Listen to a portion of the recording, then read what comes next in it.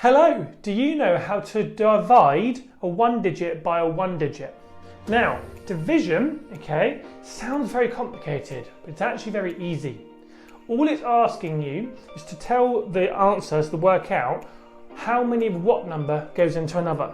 So in this case, if I did, because we're doing a 1 digit by 1 digit, if I did what is 8 divided by 4, what that would mean is how many 4s go into 8. And that's all it is, okay? In this case, it's very easy, because if you add 4 plus 4, what does that mean? Equal. Yes, it equals 8, doesn't it? Really good. So you only add 4 twice. So that's why the answer would be 2. So now what about this one? 6 divided by 3. What about that one? What does that equal? Yes, it equals 2 as well, doesn't it? Because remember, 3 only goes into 6 2 times.